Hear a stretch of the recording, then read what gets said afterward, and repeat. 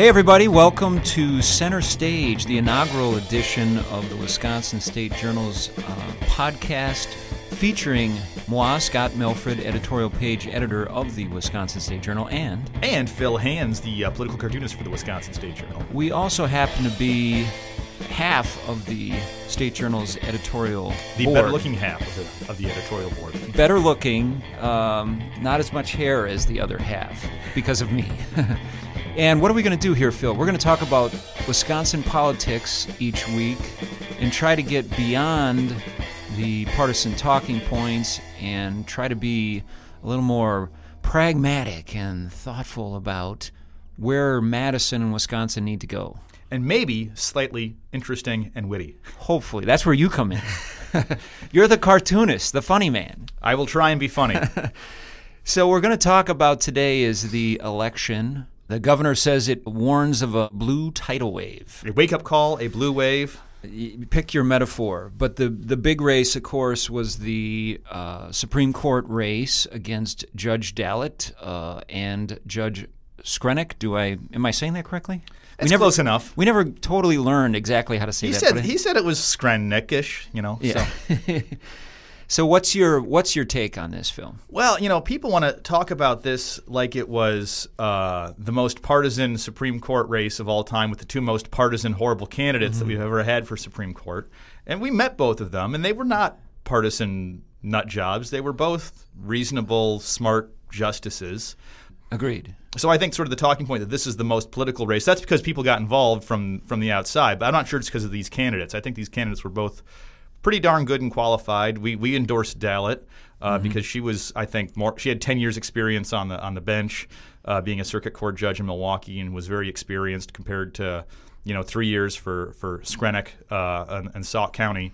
So we picked her because of her experience, but she didn't strike me as a super partisan lefty, and Skrenik didn't strike me as a super partisan righty either. So yeah, in fact, if we backtrack a bit to the primary, Tim Burns was the guy who was overtly partisan and really obscenely partisan. Yeah, actually. He really sought to change the way that Supreme Court races are conducted. And I get the strategy there on the left, where the left hadn't been winning these things for a while. And I think they thought, hey, let's just go all in and let's just take the kid gloves off and be partisan and try to win this thing from the left. And that's what he tried to do, and he was blatant about it. He was open about it, and he was sort of campaigning like you would campaign for the legislature.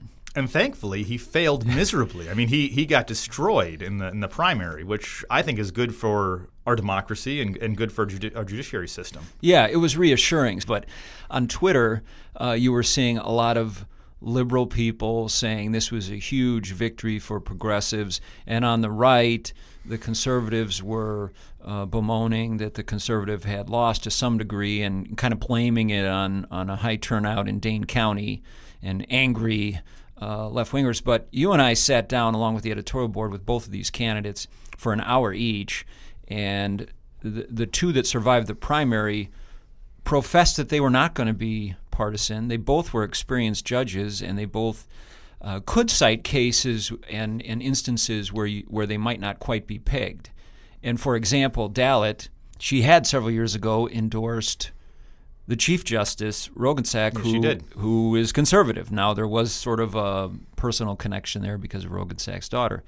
But at the same time, the ACLU was kind of dissing her for being tough with sentencing. And they gave Skrenik some credit for not being sort of giving people second chances. Yeah, they gave him props. So what do you make of it? I mean, Dallet did win convincingly. It was a convincing win, and I think it does speak to a blue wave of sorts. I do think that Scott Walker's right to be worried about this year's election. I think people that are not conservatives are very angry with the current administration in Washington, and I think that leads to people realizing that their vote matters, and if they actually want to change stuff, they have to get out and vote. I mean, the turnout in Dane County was high, and that's a good thing when turnout is high. Yeah, I think you're right, but I still want to go back to there were actually good judges here, and it wasn't just a referendum on Trump or on Walker or something like that. Certainly that feeds this, but both judges were obviously qualified. I just think people decided to vote because they were upset about the current administration in Washington, D.C. And more of those people decided to vote for Dallet than for Skrenik. And at the end, it got nasty. Like when we interviewed them few weeks before the election, the nasty ads weren't up really yet. No. It got nasty that last week where they were, both letting off child molesters, and every Supreme Court race seems to degrade to that level of which one is more pro child molester at the end of the day. So and so sent this killer a Christmas card or something. Yeah. Okay, so moving down the ballot a little bit to the treasurer, we had endorsed doing away with the treasurer's office for decades. Candidates from both parties wanted to do away with this do-nothing job. There really aren't any duties other than sitting on a board that doles out money to school libraries. And collecting a paycheck. $70,000, nothing to sniff at, not giant, but nothing to sniff at if you're a journalist especially. But I have to say, I was a little surprised at the percentage that people wanted to keep the treasurer. I think this is an instance of the baby getting thrown out with the bathwater. I think Walker had supported getting rid of the treasurer's office. That was something he was supported, and lots of the Republicans did that too. And so I think a lot of people went to the polls and said, well, if Walker's for it, I'm against it, and got rid of the treasurer without understanding or decided to keep the treasurer without understanding what it meant or what it was supposed to do. So, yeah, I think if you don't know much about it, and I hate to impugn lots of voters here, but I was cold going into the ballot, and I saw, hey, should we change the Constitution? First of all, I think most people would say, "No, wait a minute, what are we doing here? You're changing the Constitution." And then second of all, we're going to get rid of the treasurer. I might say to myself, well, wait a minute, don't we need somebody to keep track of the money? So I think you're right that there was some anti-Trump Walker feelings that got wrapped up into, let's keep this treasurer position, gosh darn it, even though the treasurer doesn't do anything. But at the same time, it was a heavier lift than I thought it was going to be.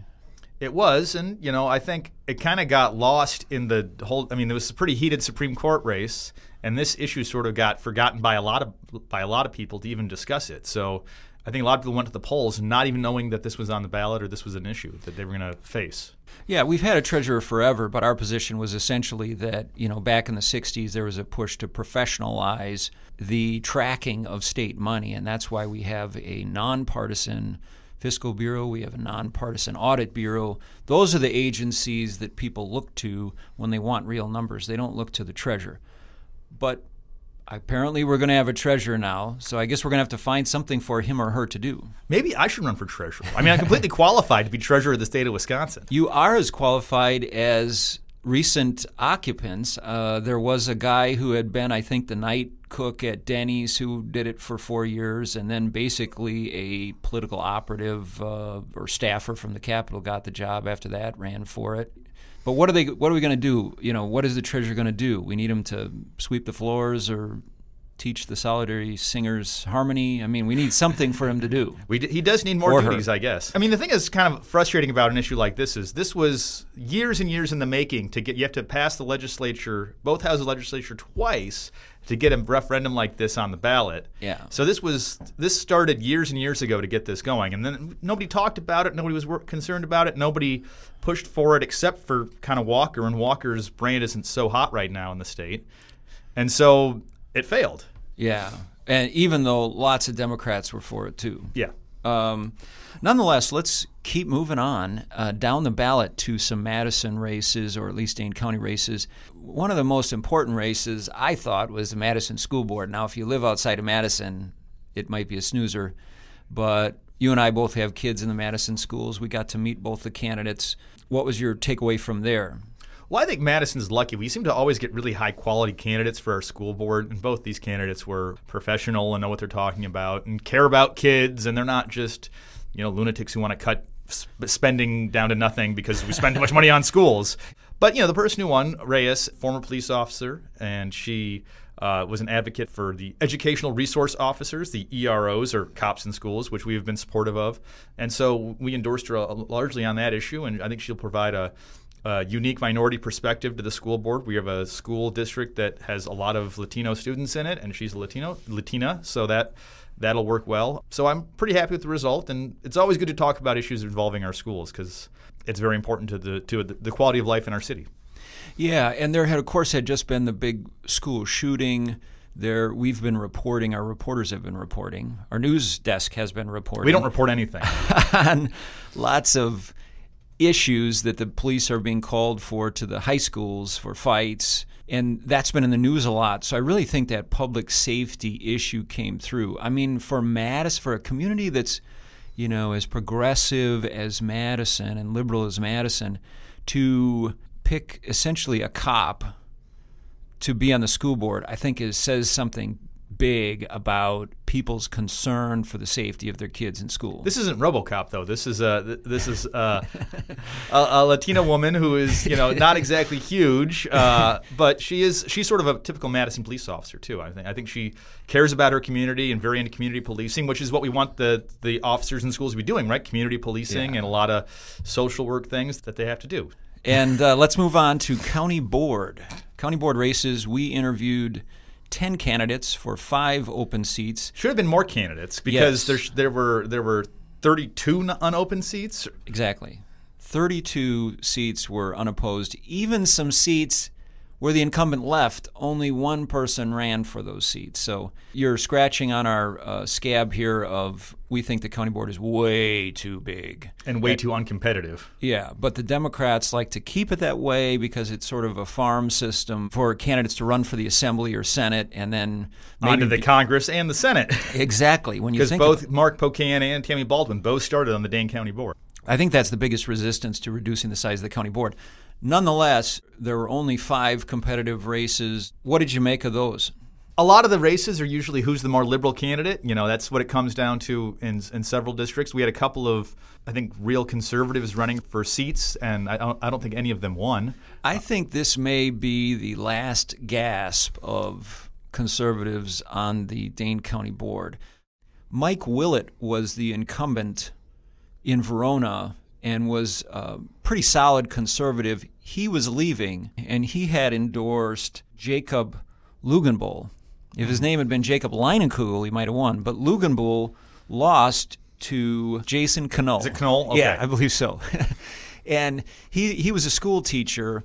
These are nonpartisan seats, but he had identified himself as a progressive. I think it's fair to say Jacob, as a small business owner, was more conservative than that. Mm-hmm.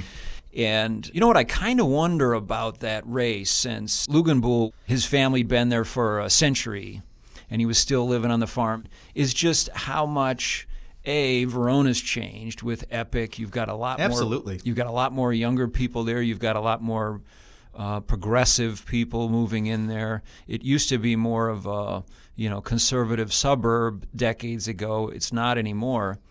The other thing I wonder about that race, because Knoll won pretty convincingly, is he's a high school teacher there. Did the school walkout rallies, the student engagement around the gun issue, did that get hundreds or more students out voting for their teacher? It might have. I mean, I'm not sure what the numbers said about was turnout higher than usual in that race. That would be a thing to look at. Yeah, I'm not sure, but I guess he did win convincingly by 64% to 36%, about 1,000 votes. So probably high schoolers voting wouldn't have been a difference, but I imagine it added to it. I think part of it was that, and we endorsed Lugenbull, but I remember in his endorsement meeting, he was sort of almost dismissive of Epic and sort of thought, well, there's this company that's in our community and we appreciate them, but Epic's one of the largest and fastest growing companies in the state, and it's completely transformed Verona. Yeah, that might have been a race of old Verona versus new Verona right there. Yeah. And in the other seat in the town of Middleton, that's where Ron Farrell, the accountant, was the incumbent. He left, and we endorsed both of those guys, the more conservative candidates, thinking that the board could use a couple conservatives, of people who cared about the budget a little bit, just occasionally raise their hand and make a point. But that was Brent Renteria, and he got beat by Stephen Peters, who is a legislative aide at the Capitol. And that one I wasn't surprised that Peters won, because Renteria had actually previously run for the legislature as a Republican. I mean, if you have that R officially after your name in a previous race, that's kind of the kiss of death in Dane County. You know, and Dane County is growing very fast. I think that's one of those districts that used to be more rural, and now more and more Madison subdivisions are being built out there, and they're being filled with, you know, Madison people who have Madison values, and those are generally more liberal values. And Verona is the same way, where Verona's growing, and it's not a whole lot of conservatives moving into Verona. Now, moving to District 11 on the west side, that was an interesting race. That was a fun race. That was probably the most fun race of the county board. You had Al Matano, and by the way, this relates to Epic too, because you had Al Matano, the sort of 18 years on the county board, sort of progressive lion of the he was on the progressive wing of the liberal Dane County board. You know, for years on the Dane County board, it's kind of been the more mainline Democrats versus the further left progressive candidates, and he would definitely be further left. He had voted against the jail recently, which only a handful on the board had done. And he was facing a newbie, Kelly Danner, young woman who had come to the area to work for Epic. So this, again, is sort of this influx of young people starting to take over, maybe, from the baby boomer generation. And that's fine. It's time for them to start taking over. And she was energetic. Matano has a lot of experience. He had been on the board for 18 years, knew how to get stuff done. But it's, you know, sometimes it's just time to change stuff up, and she is a breath of fresh air. The other big race, which was close, was District 6, the Isthmus seat, where the super lefty beat out the super lefty lost to the super lefty. Exactly. We had Yogesh Chawla, not to be confused with Koala, former Senate Majority Leader, no relation. Considerably less corrupt. Yogesh Chawla versus Pam Porter. They both had reams of big-time lefty endorsements. Yeah. And they both had been Isthmus dwellers for quite a while. I think Porter maybe for a little bit longer. But that's a big seat, because if you're one of the Isthmus is kind of the heart of liberal Madison. So it was a big race, and it was also close, although Chawla won 53% to 47%. Any thoughts on that race? I mean, the politics there were pretty similar. She made a convincing argument, I think, to us that she was a little more pragmatic, that she was a little more well-rounded. We were sort of upset with Yogesh for bringing up the jail when that issue is over with. The Dane County jail has been decided and it's going forward, and he kind of wanted to rehash the past a little bit, and it's an issue that we disagree with him on, and he's adamant about being opposed to the new jail. And Pam Porter, while I'm not sure how she felt about the jail, said, it's not my decision. I'm on the board now, and it's time to move on from that. And she has credentials up and down the block when it Water comes to quality, environmental issues, and that issue is right, and that district is right on the lake. Now, having said that, I have to say, Chawla, he's a computer data guy. And his idea of really getting at the data on the criminal justice system in Dane County and trying to make Dane County a laboratory for criminal justice reform, using data, that sounds pretty good. Sounds good to me, yeah. So let's do it. I'm not really down on him, but I do think he was more of a one-issue guy compared to Pam Porter. And apparently that issue resonated with the district. Exactly. And then the final race was District 24. Hey, that's my district over by Monona. I am not a Mononan, or however you call them. I live in Madison there. But in that race, Tanya Buckingham beat Anna Guker.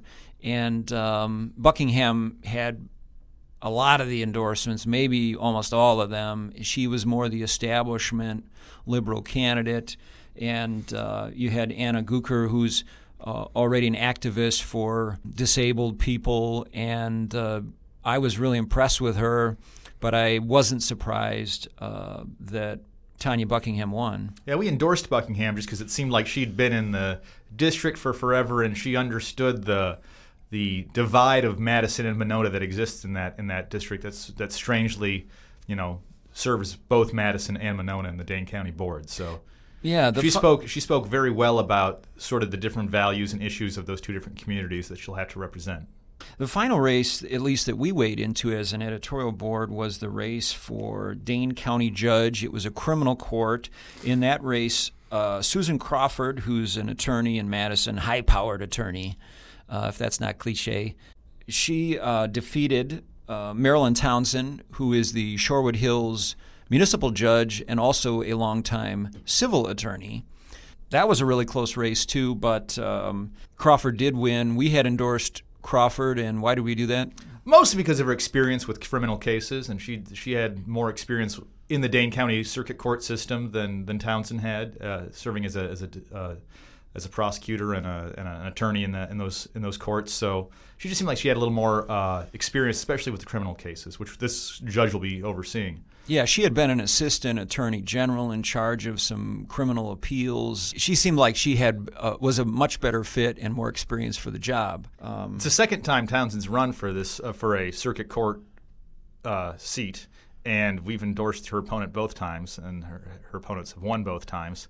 I'm not sure. Townsend's probably perfectly qualified to be a judge. She just seems to run up against candidates who have more criminal justice experience than she does. Yeah, and in both of these last two races that she lost, she was able to say, hey, I'm the only person who has experience as a judge. Yeah. But the other side came back and said, well, yeah, that's in Tony, sleepy Shorewood Hills, where the municipal court meets once a month to deal with graffiti and some OWIs.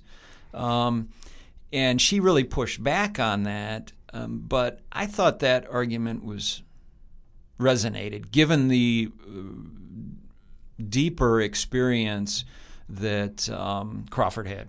And a lot of these, there are probably people sitting on the Dane County Circuit Court right now that have less experience than Townsend does. But often these races aren't contested. And I think Townsend's kind of hoping someday one of these races will be uncontested and she can just kind of step into it. Because she got into this race early. Yeah. And she usually gets into the races early. Yeah, and she clearly wants that job. Now, before we end here, let's just look ahead to one thing, which is the governor lost multiple attempts to stop these special elections that are going to be coming up this summer for 2 seats in the legislature that are vacant. They're going to be special elections. One of those seats is just ever so slightly into Dane County because of gerrymandering. There's just this tiny town in Dane County that's included in a sort of a Columbia County seat in the legislature. Keith Ripp had held it. His farm was in that township, which is why it was part of the district. The Democrats are feeling good, like maybe they can win this seat. And there's a really strong candidate up there if he decides to run again. There's a guy we've endorsed twice for that district up there who is a moderate town supervisor in Lodi. Yeah, George Ferreter, and he, I believe, is the mayor of Doylesville, which is a tiny little town. But, definitely a moderate Democrat. So if they can get him to run, I think the Democrats will have a strong race. But let's not forget, that had been a very competitive seat, probably the most competitive seat before the last redistricting in the state for state assembly, and they drew that thing so that Keith Ripp could have that seat as long as he wanted. So it is a seat that should, in a normal election, lean Republican, but these are unnormal times. These are very unnormal times, thanks to a certain orange-haired man in the White House. Well, thanks for listening to our initial podcast. Shoot us an email. Call us, berate us any way you'd like to. Or you can contact us on Twitter at Scott Milfred. That's SCOTTMILFRED. And I'm at Phil Hands, I think. It's not the Phil Hands? Not the Phil By the way, Hands. is that your real name, Phil Hands? Phil Hands is, in fact, my real name. If I had picked the name, you think I would have picked Phil Hands? I don't know. It's short and sweet. Yeah, I guess so. Easy to remember. Although the name of your website on madison.com, Hands on Wisconsin, in light of the Me Too movement, we may need to change that. We might need to change that. Yeah, it's slightly less appropriate. But you are an officer and a gentleman. I'm not trying to imply anything by that. Anyway, we'll be back hopefully in a week to talk about something else in Wisconsin politics. Thanks for joining us.